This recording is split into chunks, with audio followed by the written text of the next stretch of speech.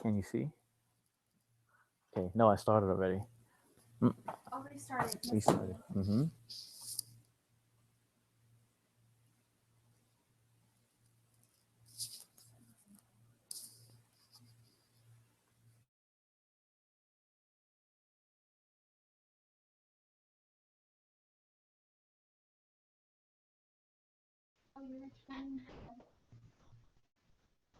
See it? Okay. Am I moving? Okay, good. Good afternoon, Mellon Mays students. Can you all hear me?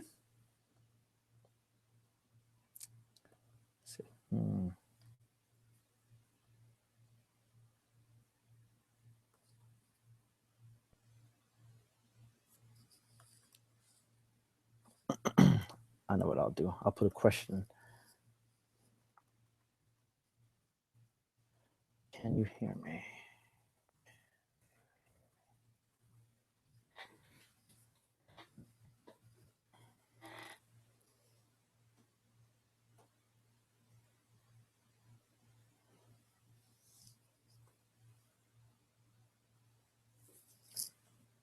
Something, do you see where I type, can you hear me?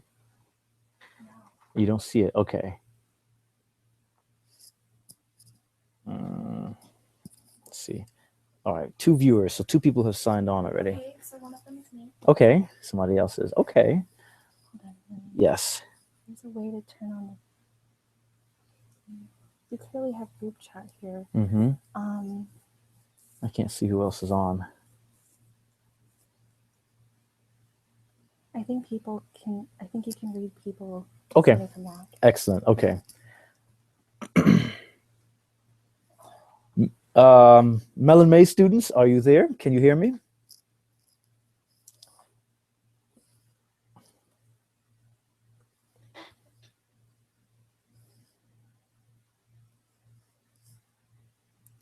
Let's see. 4 viewers. Okay, so I'll okay. All right. Good afternoon, Mellon Mays students. My name is Donovan Ramon. I'm a PhD candidate in English at Rutgers University, as well as a program assistant for the Mellon Mays Fellows Professional Network. Welcome to our spring webinar. This one today is entitled The Tenor of the Prospective Graduate Department. I decided to put this webinar together in order to help you out as you go on campus visits. Once you get accepted to different graduate departments, they will invite you to their open house. So the purpose of this webinar is to help you determine what is best, what you should look for as a graduate student as you go on your campus visits. What I'm going to do now, I will share my screen because I do have a PowerPoint presentation I'd like to show you. And the PowerPoint presentation includes a series of questions I'll ask you. And at the end, you can ask me some questions. And actually on the right-hand side, I've initiated the Q&A part so you can ask questions if you so desire.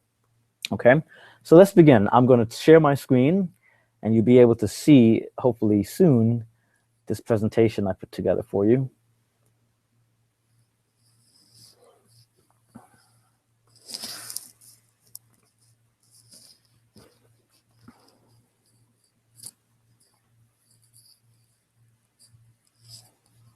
The tenor of the prospective graduate department. What this is what you should be looking for as you go on your campus visits. So the graduate department. So when you visit, once you are admitted, or maybe even before you're admitted, you will be invited to visit the graduate departments that you apply to. The graduate campus visit will be 1 to 2 days, 1 day or a day and a half or 2 days. Often it's no more than 2 days. It will consist of meetings with faculty and other prospective students. You'll often get a presentation by faculty or other grad students based on a common reading or a theme, In almost every case, you will be able to observe a graduate seminar or 2 as part of your visit. You'll be able to see how graduate seminars are conducted. The end of your graduate visit will culminate in dinner and or drinks with fellow grad students, rarely with faculty, but more often with fellow grad students who are there. So one thing you should keep in mind as you go on your campus visits is you should dress appropriately and act the part.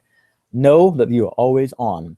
So in academic setting, whether you're in the seminar or talking to people throughout the halls or at the bar or dinner afterwards, you are always on. You should dress and act accordingly as you are in any professional setting.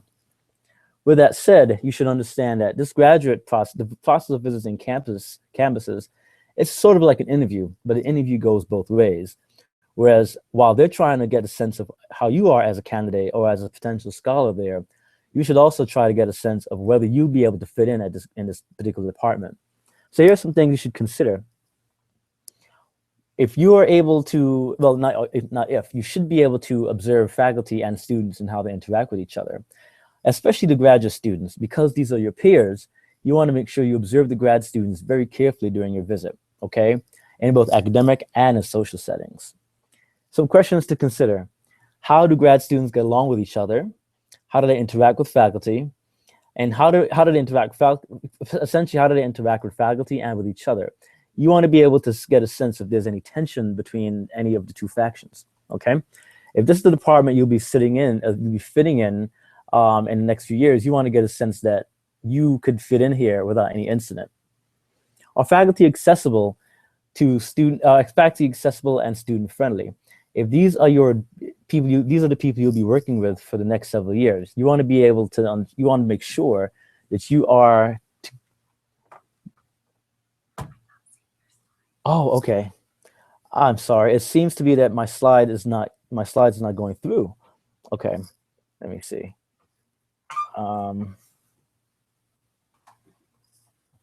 Let's see.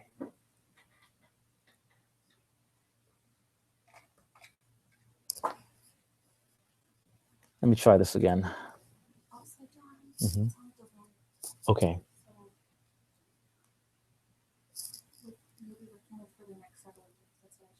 Okay.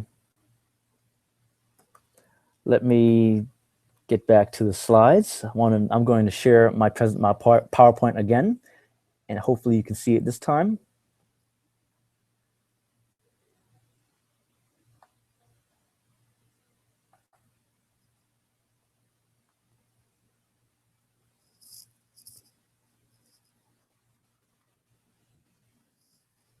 Hopefully we should be on the third slide.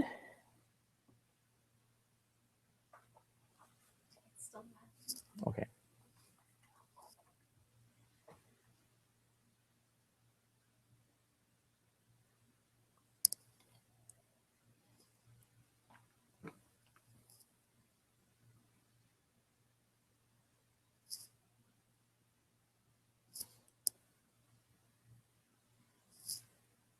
Pardon the technical difficulties, please.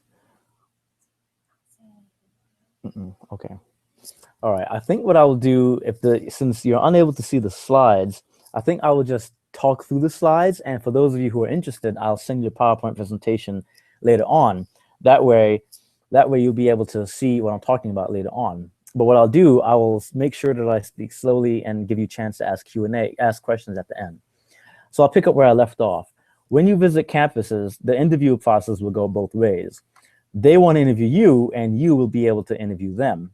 And by that, you should be able to observe the graduate students, think about how faculty and grad students get along, with each other.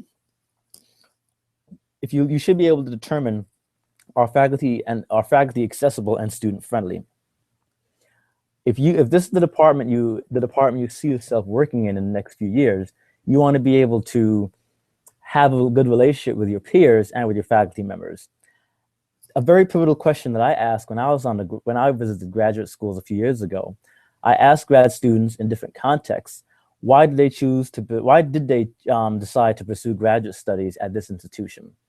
The reason you want to find that out, you will get different answers according to the different people you ask, but by the end of your visit, you should have a comprehensive sense of the varieties of the types of people who are in your department and the types and the strengths of the department. If common themes keep coming up, like the strengths of classes or the proximity to a certain archive or a certain area, some common themes are going to come up. And if so, that'll tell you at the end of the day what the strengths of the department is. So it's very important to ask graduate students, your potential colleagues, why they decided to pursue graduate studies at this specific institution. And that goes for every institution you visit as part of this process. As you visit, you'll go to graduate seminars. You should be able to sit on some graduate seminars. As you do, you should ask yourself, how are the graduate seminars conducted? Is there a uniform structure for them? What's very important, how often are seminars offered in your specific field? Because at the graduate level, faculty tend to be smaller, graduate courses are offered more sporadically. You want to know, within your given field, will the graduate course be, or how often are graduate courses offered in your specific area? If they are not offered frequently, like every year or every semester, then at least the department should be able to tell you or give you permission to take courses outside of your department. That brings up another point. Many schools, including where I attend now, Rutgers University, you have the chance to take at least 2 courses outside of your department if you so desire. That's a question you want to ask people you visit with, people you speak to during your visit. Are you able to take courses outside of your department, especially if the specific courses in your field will not be offered, or if they're not offered very frequently? A related question, will you be able to get a special certificate while earning your doctorate? Some programs will allow you to have a certificate in, say, women's and gender studies, or in certain other aspects of literature that you haven't studied initially. So you should be able to determine during your campus visit if you would have the opportunity to earn a special certificate while you're there. Another major consideration is the funding package. Other questions you want to ask during your campus visit. Are all graduate students guaranteed the same funding package? This is very important. If there's a tiered structure where some students get more money than others, it can, not always, but it can create a department of hostility and jealousy where you are constantly fighting with your peers in order to get money, fight for the small pots of money. So you want to know, I'm not saying it's good or bad. What I'm saying is that you should be very clear in terms of if the grad students are guaranteed the same funding package. Oftentimes, if the grad students are guaranteed the same package, then you're not fighting with each other over the same types of money, and it creates for a little bit more congenial environment. If you are fighting for finite pools of money, that can create some competition, and that's something you should consider in a potential graduate department. How many years are you guaranteed funding? Some schools will say 5, some schools will say 7. You should be, and some others will say other numbers. You should be very clear. You should know up front how long your funding package is, when it will last, and what the criteria are. For example, will you get fellowships and or research assistantships and or teaching? Now, even teaching could come in 2 forms. It could be a TA-ship where you're assisting somebody else with a class, or teaching your own class. Of course, the latter is a lot more work. The reason you want to know what the type of funding, the reason you want to know up front about your funding package is because if you're doing a lot of teaching is fun and rewarding, but it takes a lot of time away from your research. So you really should consider that. If that's an element of your funding package, consider that and think about how much teaching you will be capable of doing as you pursue your PhD.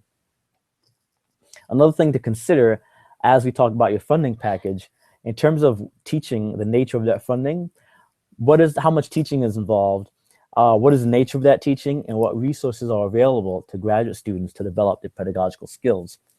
For many grad students, teaching is for many students, the first time they begin teaching will be as graduate students.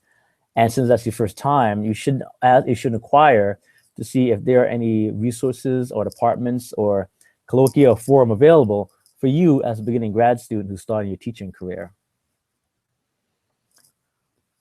Other questions to ask, not necessarily related to teaching, but about your success as a potential graduate student.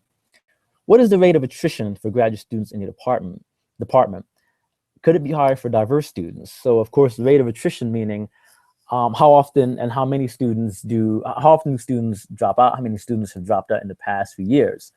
It is a sad fact, but some students just decide to leave the graduate department, and you should understand what those reasons are in order to try to avoid encountering some of those pitfalls in the future. What are some reasons why grad students have left your program in the past? That's another question you should ask. What is the average graduation time, especially compared to the national average in your field? So as you enter your department, you're going to know what the national average is to earn a PhD in your field. Once you know the average, you should compare that average to your department in terms of what the graduation rate is for your department. Do graduate students tend to graduate on time?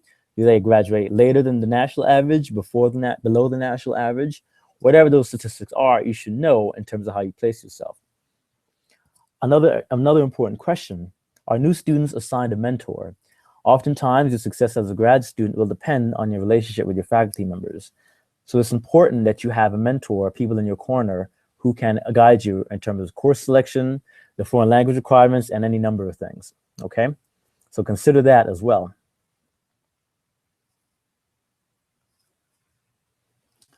The other part of grad student success, another question you should ask, where do graduates get jobs afterwards?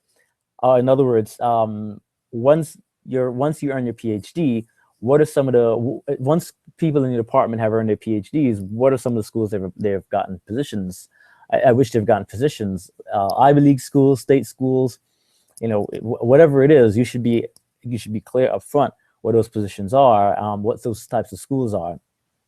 A related question you should ask during your campus visit, how does the department prepare grad students on the job market? Many departments offer mock job talks and mock job interviews in order to prepare you when you get to the end of your degree, when it comes time for you to go on the job market. Whether your school doesn't offer that, you should probably know that up front. Oftentimes, the students who have the graduate train or the training on the job market before going on the market, they tend to be more relaxed and more successful when they're on the job market. So you want to be very clear looking ahead, how does the department support graduate students who are on the market, particularly if they have mock job interviews that you could take part of in a few years. Another question you should consider, how does the department support conference attendance? As budding scholars, it is incumbent upon us to present our research to different conferences. Does your department have conference support?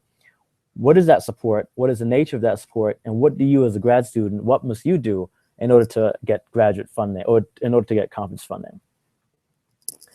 Because we're talking to Mellon Mays students, of course I'm going to talk about this, diversity. It is very important too that you understand what the diversity is in your department and in your on your campus. So a question you should be able to ask, and if you don't ask it, at least as you walk around during your campus visit, take a look at the diversity of your department and of your campus. What is the department's diversity? For faculty and students, what is the diversity of the campus? And most importantly, given that diversity, do you see yourself fitting in? So these are all, we were talking about things going on in the department, but as much as it's important for you to be successful as a grad student in your department, part of your success goes on outside of the classroom as well. With that said, on your campus visit, you should ask, what other activities are grad students involved in outside the classroom? Are there special interest groups? Are there reading groups? Is there an association for Black Latino students? Is there an association for LGBTQ students? However you want to define yourself, you should be able to ask whether there's an association for you. That way you could feel part of you should be able to feel part of a larger graduate community while you're there. Another aspect of outside the classroom, you should certainly ask this, where do students live in relation to campus? Is there graduate housing available? Where you live on campus, where you live in relation to campus is very important. You'll be spending a lot of time, especially during your coursework years, on campus. So to as much extent possible, you want to minimize your commute so that you could be on campus as much as you want as a grad student there. So it's very important from my perspective to be very careful in where you choose to live in relation to campus. Again, you should ask, where do grad students live in relation to campus? Is there graduate housing available? A related question, what type of transportation will you need to get around? What is the parking situation on or near your campus? Now, I'm lucky enough that I don't need a car where I live, but many college towns, perhaps most of them, will require you to have a car. And you should be able to understand, you should be able to decide whether a car would fit into your graduate student stipend. You know, that's a consideration you have to make in terms of parking, in terms of transportation and housing. But these are questions you would ask, if not grad students, and no, you should ask the grad students during your campus visit.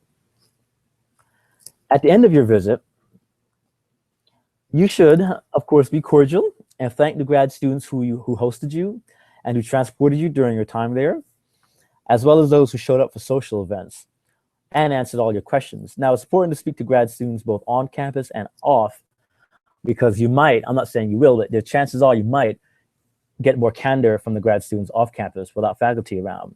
And the nature of that candor could be in any number of forms. They could be candid about where to live, about the types of courses, about their interaction between faculty and students, about diversity. Any question you should be able to ask the grad students who you feel comfortable with, so that they'll be able to give you an honest answer to help you make a decision about choosing that school. By the end of your visit, you should have a comprehensive sense of your department, of your school, and of the town the department is in. Again, you have to make the decision about whether or not you're going to be in this department for the next several years. So by the end of your visit, you should have a very comprehensive sense of this place. Your last two questions you should ask before returning home from your campus visit: can I see myself studying here for the next X amount of years? And how does the school compare to the others I've visited? These two are very important because it'll be a summation of your entire visit.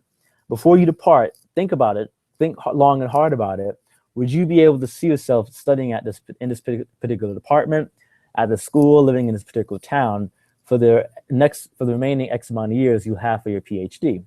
It's very important because you want to make sure you're comfortable in the setting you're in as you pursue your PhD.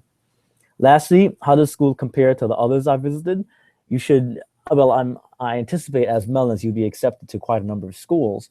And if so, as you go on your campus visits, you should be able to ask yourself how one school would measure up with the other schools.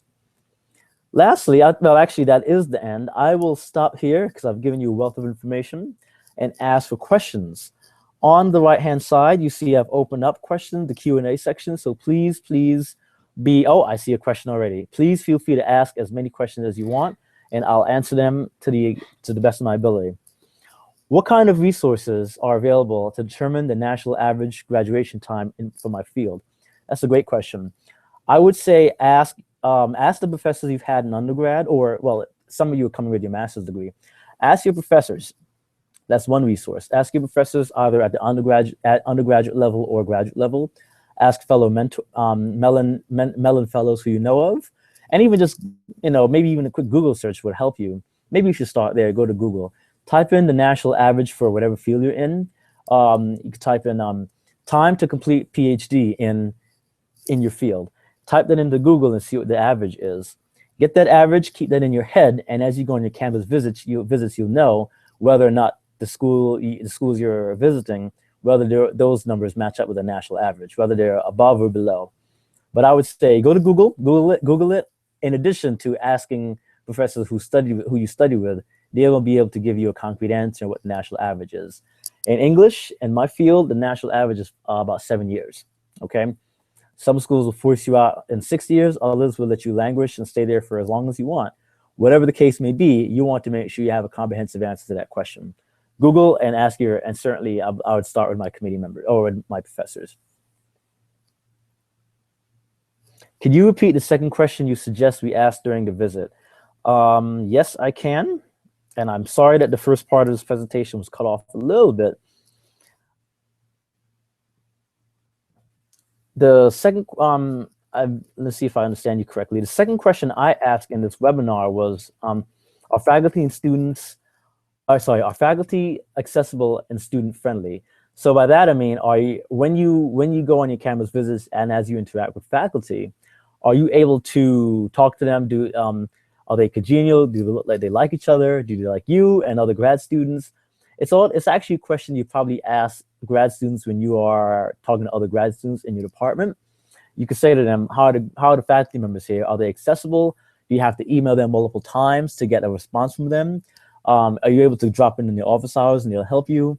So the question is, are faculty accessible and student friendly? In other words, do you see yourself working with these faculty members over the next several years? The last question I asked at the very end, and this might be what you're referring to, is how does the school compare to the others I have visited?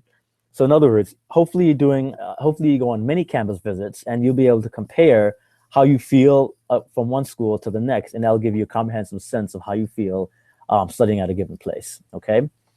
What other questions? So far I see two. What other? I just answered two. What other questions do you have for about visiting graduate schools?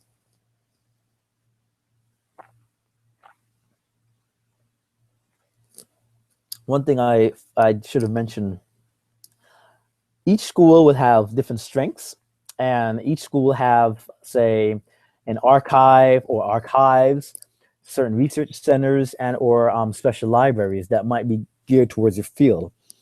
Hopefully, what I'm suggesting then is, excuse me, as you get your itinerary for your campus visit, look over it very carefully and see if there are any research centers, libraries, or special archives that they have that you'd want to visit.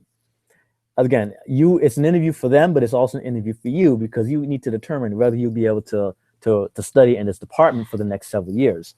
With that said, if you know the school you're going to visit has a specific archive or a specific library or research collection, research center that you want to visit during your campus visit, it wouldn't hurt to ask if you can visit that place and get a sense of what materials are available to you as a potential grad student.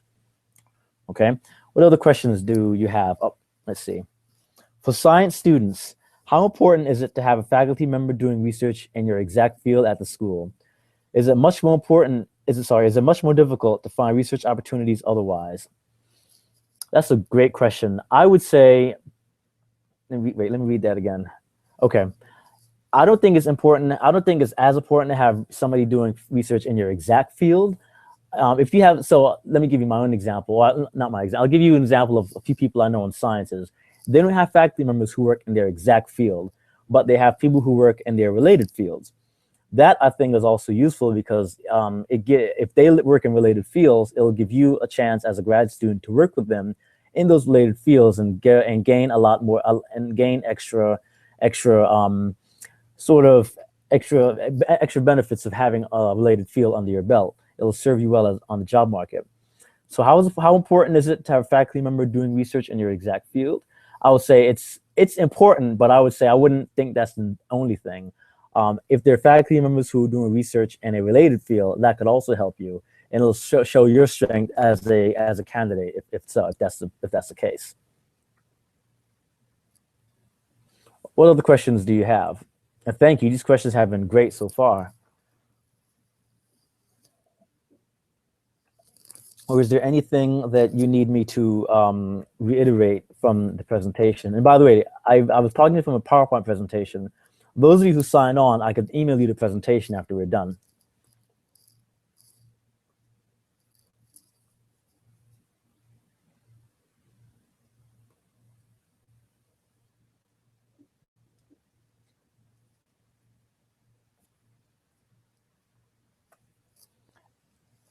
Any other questions about grad school or about the grad school visit?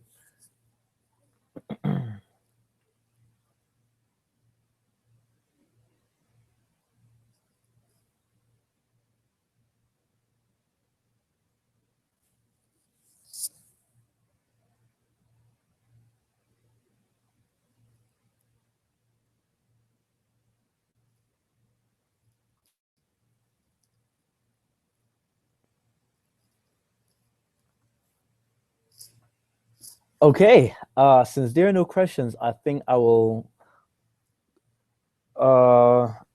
conclude. Oh, never mind. I see another question. Oh, I see it. Cost of living in the area. That is absolutely a question you should have when you go on campus visits. Yes, as part of your funding, you should know how far will your funding package go in your particular department. Ask the grad students. Don't ask this question to faculty. Particularly ask the grad students, what is the cost of living in your area, in the area of the grad department? And as you think about that answer, you should be able to determine whether your stipend, whatever that stipend may be, whether your stipend will be able to cover your cost of living there. There's also something called a cost of living calculator online. I would certainly recommend it. It's a program I used when I was going to grad school. I would certainly recommend Googling that, the cost of living calculator, where you can type in a given city and state, and it'll give you the cost of living, and you'll be able to determine how your stipend is commensurate with that cost of living. Okay, so yes, it's very important. Some schools are very prestigious in general, but how can I make sure that they are the best in my field besides Google? What I did, I spoke to my professor, the professors I had as an undergraduate. I did my undergraduate at Hunter College in English, so I spoke to my professors. I asked them, what are the prestigious schools that I should be applying to? Now, you should also think about this. Ask your professors, ask other Mellons, ask other people if you have an internship or a job in academia, like if you're a writing tutor, if you're a teacher, ask your colleagues as well. They might know. But you should also consider prestige of the school is not as important as prestige of the department. Okay, so a school may not be highly ranked, but if they have a good department in your field, that is very important, because the quality of the department will when you're on the job market, the quality of the department will make you look like a fantastic candidate when you go on the job market. So it's not always the importance should not always be placed on the quality of the school. I would think a little bit more nuanced and think more about the quality of the department. Yes, Google is not the only answer. I would ask the professors I had as an undergrad, or in some of your cases as a grad student, if you're MA students, ask the people you work with, your colleagues. Certainly, I would begin with the professors, and if you're an educator or a tutor, ask some of your supervisors who you work with. But again, I would urge you to consider the strength of the department, more so than the strength of the department, more so than whether it's an Ivy League school or not. Okay. What other questions do you have?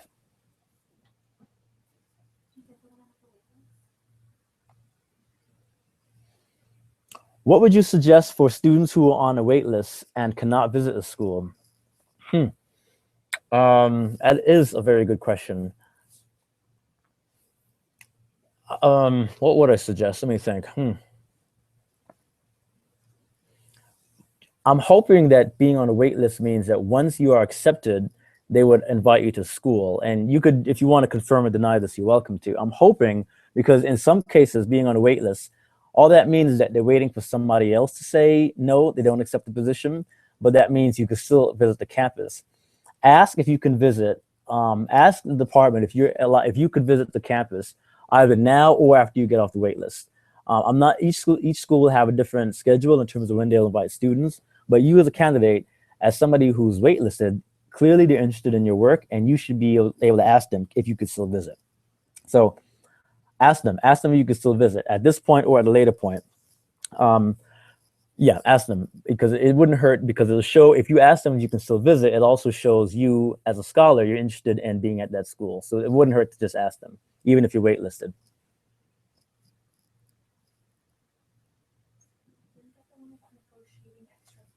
How do you support, or how do you suggest we go about negotiating an extra fellowship funding, Should we use offers from other schools as leverage? So you're going to ask different people this question, and you're going to get different answers. I would say I personally, well, I didn't need to do it, but even if I had to, I wouldn't have presented one funding package and shown it to another. I wouldn't do it because it seems like you're pitting each school against each other. And to me, it's a sign of unprofessionalism. But that's my opinion. Again, you're going to ask different people this, and they're going to give you different answers.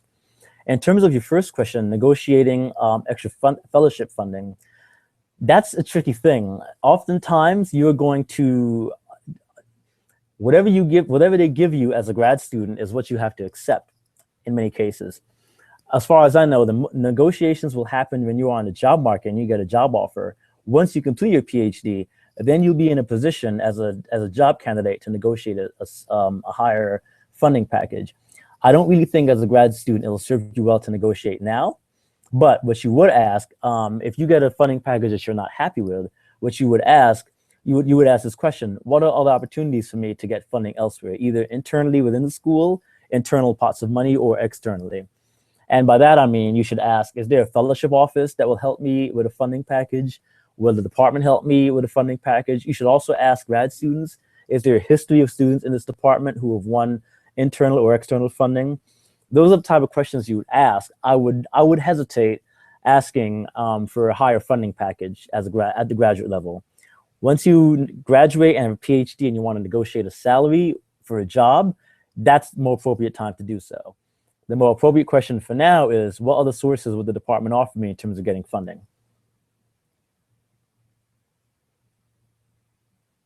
I'm interested in hearing your take on taking on part-time / full-time jobs while in graduate school. Getting a PhD is a full-time job because you'll be taking seminars and doing a ton of reading, and in your later years some teaching, and then after that you'll be focusing on your writing a dissertation and doing your project, your research and your project. In the midst of all that, you'll probably be traveling to conferences as a grad student.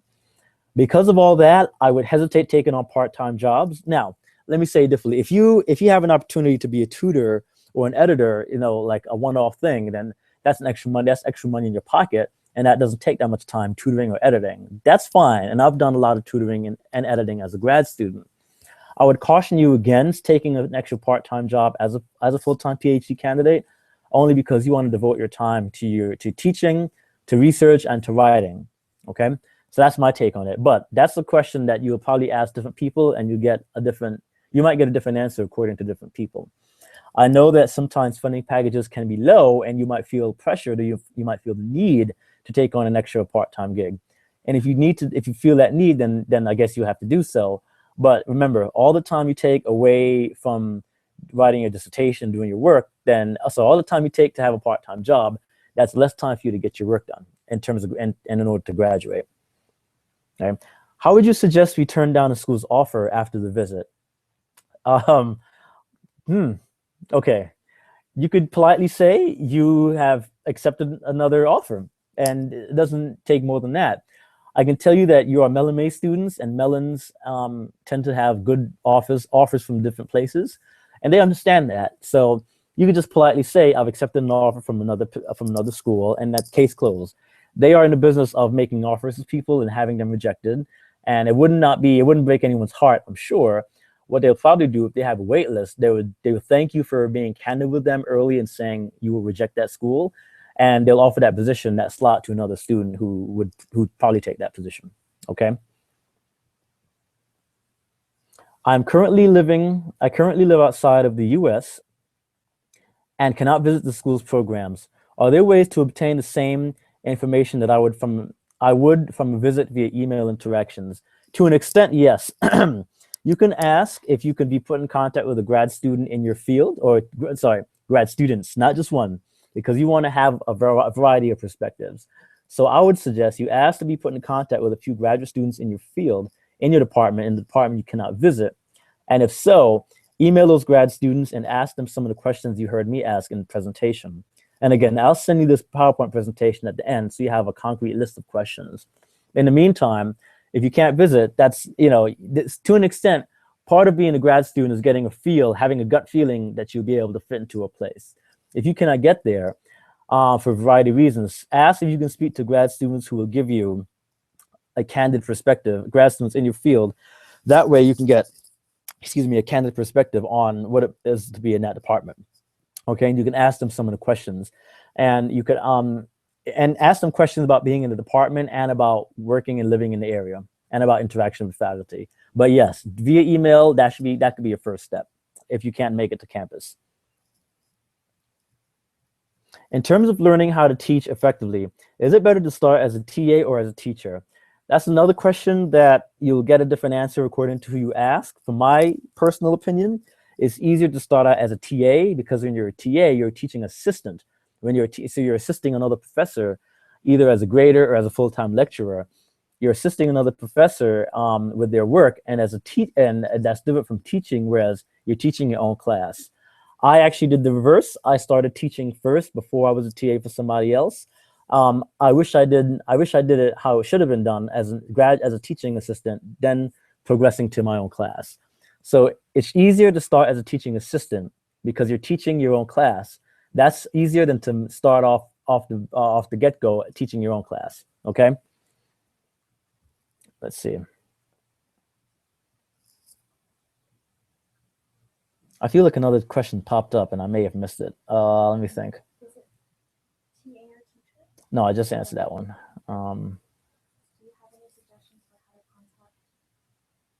Oh, I see. Okay.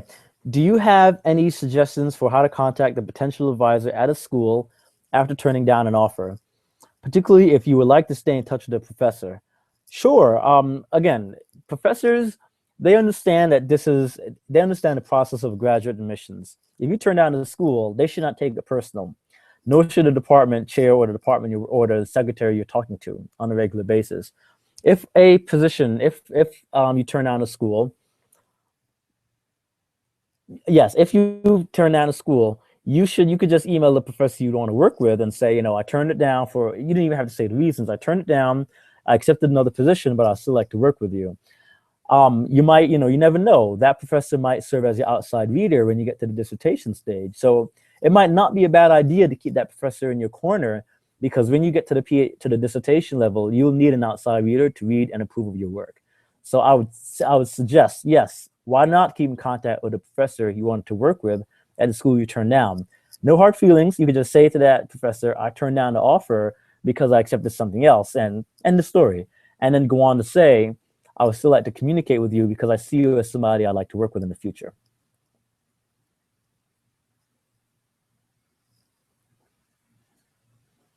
What other questions do you have? These questions have been really excellent so far. I'm looking through them now to make sure I didn't miss any of them.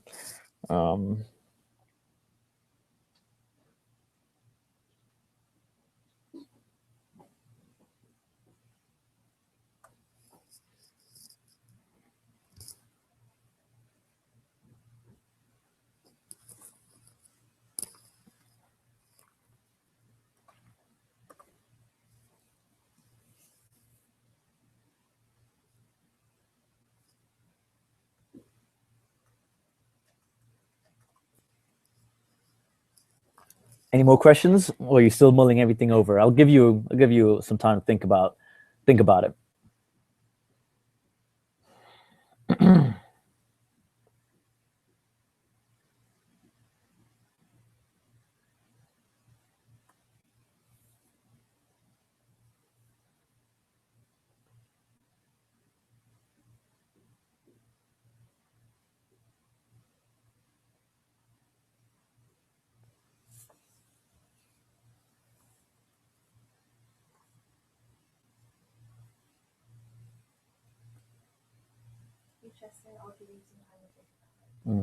Okay.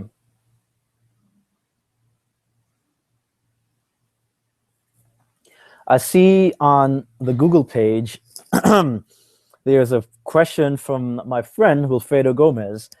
Hello, Wilfredo, if considering multiple graduate admissions offers, how do we weigh offers in traditional departments vis-a-vis interdisciplinary departments? Are there pros and cons to consider on each front? That's a very broad question to ask, and I think it really depends on the individual departments you're considering. So there's a history in academia of being very conservative and of wanting students and wanting job candidates who are in traditional departments. Lately, the thrust has been, oh, well, if you're interdisciplinary, that means you're able to teach a range of courses, okay? So historically, tradition has been key. Lately, it's been a question of, if you're interdisciplinary, you are able to be more of a well-rounded candidate for us. I don't think there's a right or wrong answer, but if you're considering multiple admissions offers, think of whatever field you're going into, try to find out what the statistics are for job placement. Okay, and the national average and your departmental, and the average in your department. You want to be able to determine whether the folks in your department, if they go on to interdisciplinary fields or have jobs in one discipline. If you're able to determine that, then that should give you a sense of which ones you should consider. So in other words, think of the long-term goal. When you look at the trends in your field or in your fields, do people in your field, are they interdisciplinary scholars, or are they just listed as one discipline? If you know that answer now, that should help you weigh the options as you pursue grad school. And I think the question of interdisciplinarity is very important. It really depends on which disciplines you're talking about, but it also depends on the job market success rate in the different disciplines, which is why I urge all of you, as you go on your campus visits, ask what the job rates are in terms of people who defended and graduated. Where did they land? How many years are they on the market? Where do they get jobs? And what structures are there to help you as you go on the market? What other questions do you have? You can either ask it on a Google page like Wilfredo did, or you can ask it in the window that we're in, that I'm talking to you from now.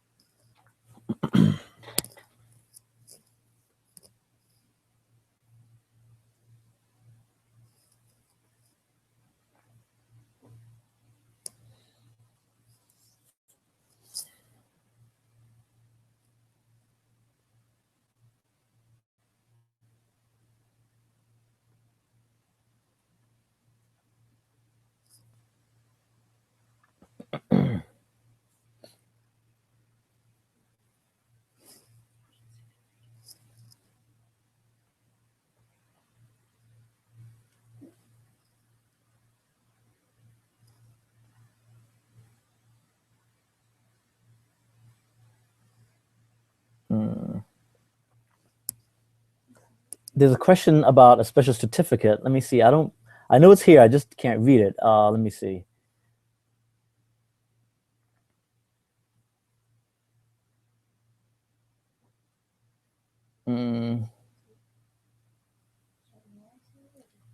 You could just ask me. How does one get a special certificate in another field? Is it worth the extra coursework? Okay.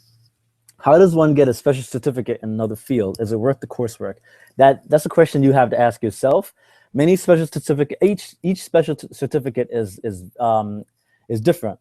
So some will ask you to take a series of courses, 1, 2, 3 courses, and then write a paper or a seminar paper.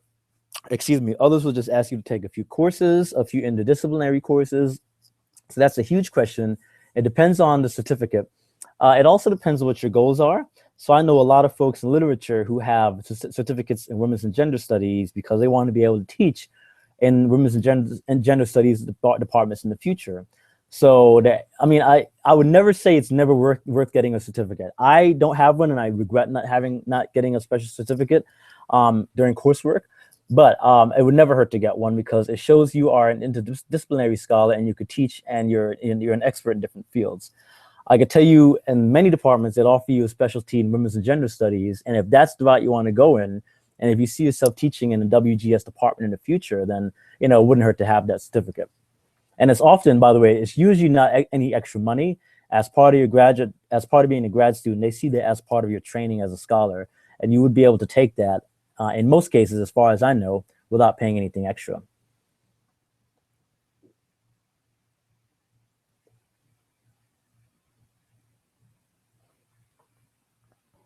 When considering a faculty advisor, and if we are given the choice to decide, is there a difference between a faculty advisor who is more seasoned versus a faculty advisor who is relatively new with regards to the support they can offer?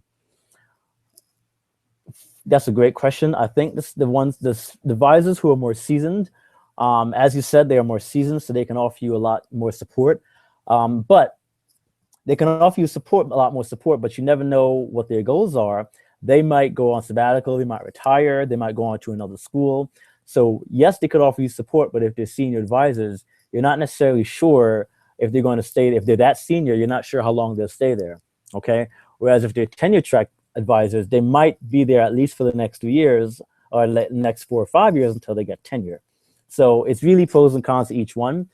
In terms of choosing an advisor, in many cases, one is chosen for you. If you get the choice, the ability to choose, then perhaps you should think of, you have to weigh options, but having a senior one would be able to give you a lot of perspective on the job market, and certainly senior advisor would be able to write stronger letters for you when you go on the job market. But I'm not trying to turn my nose up at the junior faculty members. As people who just got off the job market, they might offer something to you as well. So you really have to weigh your options in pros and cons in terms of, what's best for you. Sometimes it has nothing to do with seniority. If your personality gels with somebody, and who, regardless of age or rank, then that might be what you need. Somebody who's you could gel with in terms of personality and in terms of similar research interests.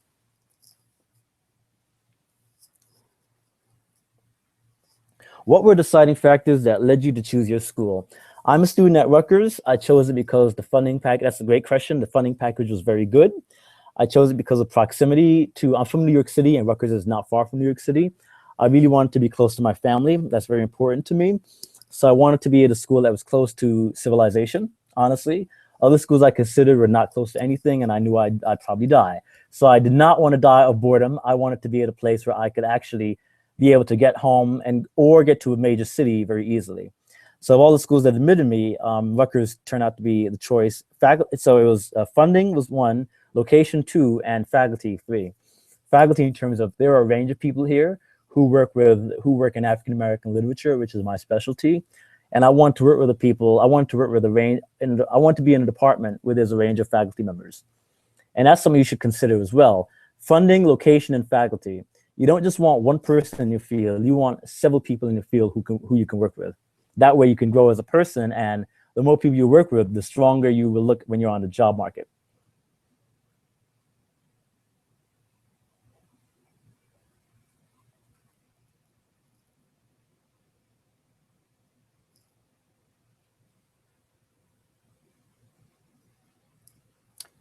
Any other questions?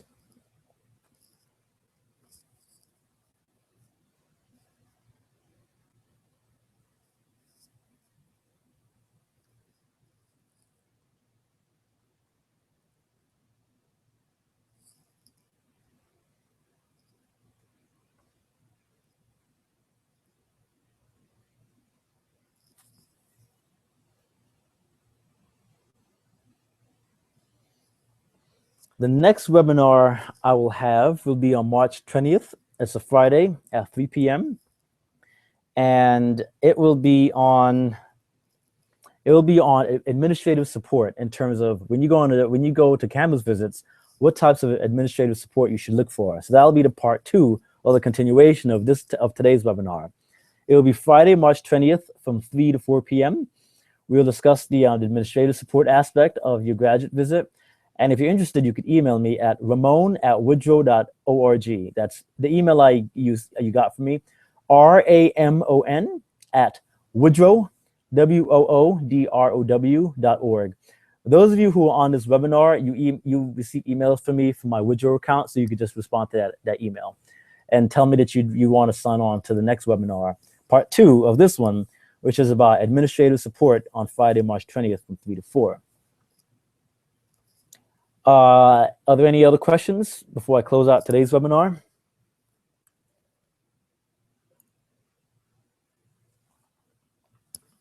You can, of course, email me other questions at the same address. And after today's webinar ends, I will send you the link and the PowerPoint presentation so you can take a look at the questions and be prepared for your campus visits.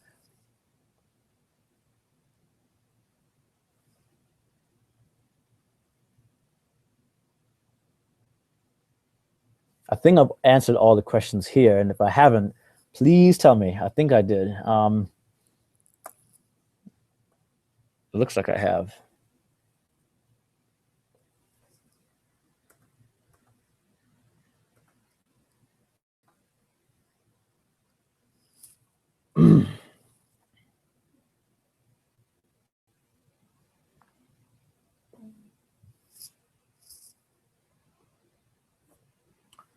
Okay, if there are no other questions, thank you for your participation.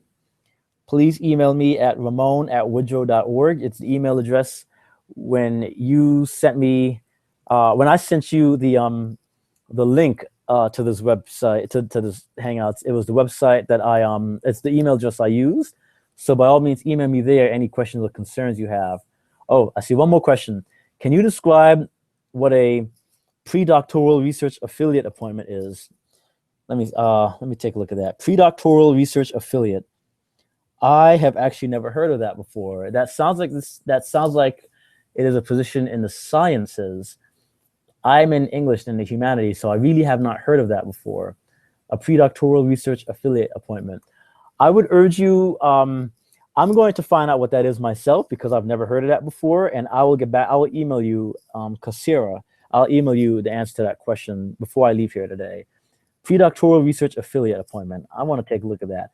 I don't have the answer to that right now, and I'm not going to make one up for you. So I'll ask around and see what the answer is, and I'll respond to you in a more concrete fashion when I have an answer. Are there any other questions? Kasira, I'm saving your question right now. Oh, it was Angie. I'm sorry, Angie. I'm saving your question right now. Angie Diaz. Okay.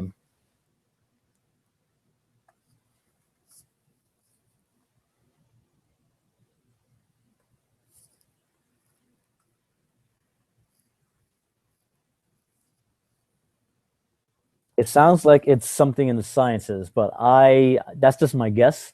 But I'll figure something smart to say before I leave here today, and I'll get back to you on that. Any other questions?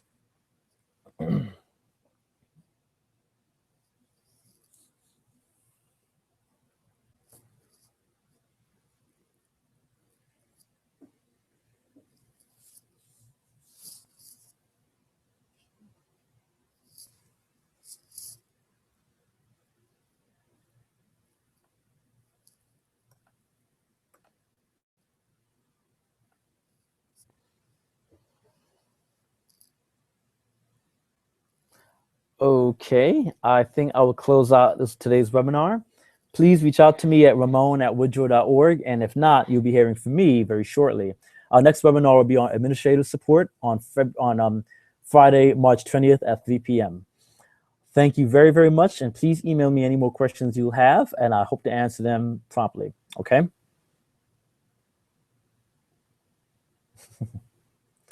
Thank you.